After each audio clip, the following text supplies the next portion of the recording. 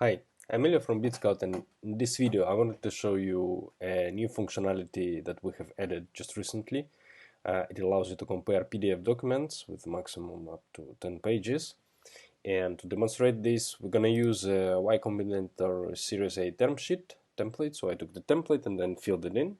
And what we're going to do is we're going to check for differences. For that, I created a form for the board.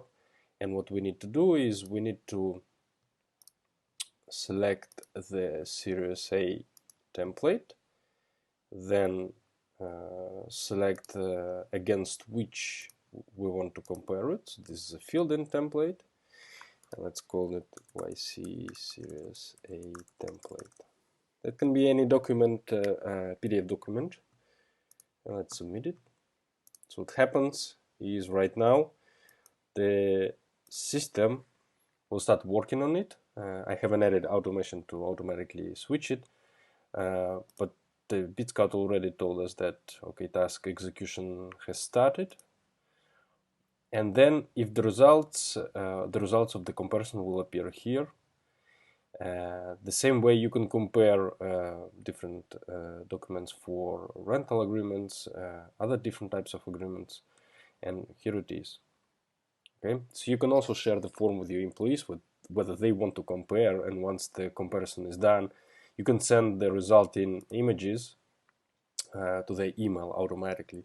So here we can see that it found some differences because I filled in the document with different conditions, and also in the last page also the names are filled in, and also it can detect the signatures.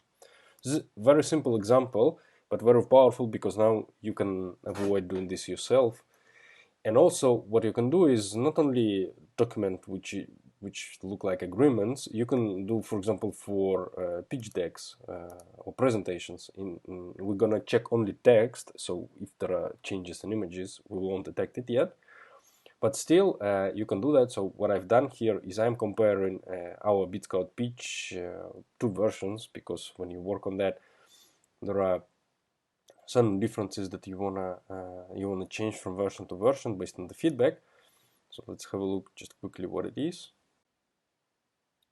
Okay, so this is the one version, and let's see another version. So this task is taking a bit longer time because it has to process a lot of information. Okay.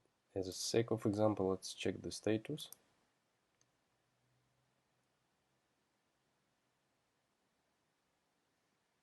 Okay, so the task is still running, and step by step the results will be appearing here. So okay, we already started getting first results, differences. As you can see here, I totally changed the slide, so everything is practically different. In second slide, I also completely changed the way we pitch the problem.